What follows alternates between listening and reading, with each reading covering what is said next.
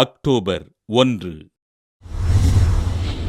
குழந்தை இயேசுவின் புனித தெரசா. பிரான்ஸ் நாட்டிலுள்ள அலென்சா பகுதியில் வாழ்ந்த லூயிஸ் ஜோசப் அலோய்ஸ் ஸ்தானிஸ்லாஸ் செலிக்கெரின் பெற்றோருக்கு கிபி 1873ஆம் ஆண்டு பிறந்தார் குழந்தை இயேசுவின் தெரசா. மரி பிரான்சுவா தெரஸ் மார்டின் என்ற இயற்பெயரினை கொண்ட இவர் சிறுவயது முதல் அனைவரிடத்திலும் அன்போடு இருந்தார். தன் உடன் பிறந்த 2 சகோதரிகளை முன்மாதிரியாக கொண்டு கார்மெல் சபையில் அருட்சகோதரியாக விரும்பிய தெரசா திருத்தந்தை 13ஆம் சிங்கராயரின் சிறப்பு அனுமதி பெற்று கார்மெல் துறவற மடத்தில் சேர்ந்தார்.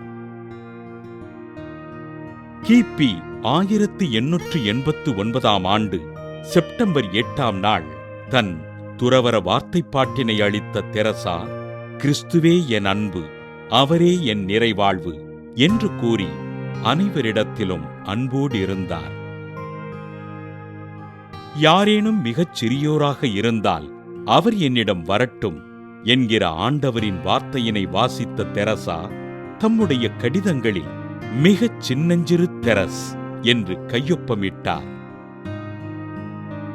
அன்புக்காக வாழ்வது தாபோர் மலை மேல் ஒருவர் கூடாரம் அமைத்துக் கொள்வதல்ல, மாறாக இயேசுவோடு கல்வாரி மலையில் ஏறிச் செல்வது என்று கூறிய தெரசா, இறைவன் மட்டுமே தன்னை புரிந்து கொள்ள இயலும் என்றார். தன் தலைமை சகோதரியின் வேண்டுகோளின்படி உடல்நிலை சரியில்லாத நிலையிலும் ஓர் ஆன்மாவின் வரலாறு என்னும் நூலினை எழுதிய குழந்தை தெரசா கிபி 1897ஆம் ஆண்டு செப்டம்பர் 30ஆம் நாள் விண்ணகமடைந்தார். துன்பத்தை பற்றி அருமையான கருத்துக்களை எழுதுவது எளிது. அதை அனுபவித்து பார்ப்பவர்களுக்குத்தான் அது என்ன என்று புரியும்.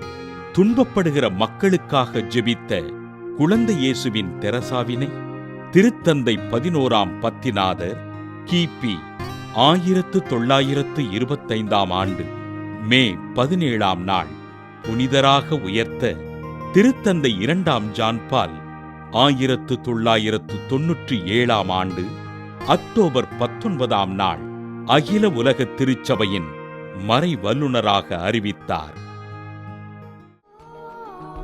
மறைபரப்பு நாடுகளின் பாதுகாவலராக இருக்கின்ற குழந்தை இயேசுவின் புனித தெரசா திருவிழாவினை கொண்டாடுகின்ற நாம் பெண்களின் மன வலிமைக்காகவும் அவர்களின் பாதுகாப்பிற்காகவும் ஜெபிப்போம்.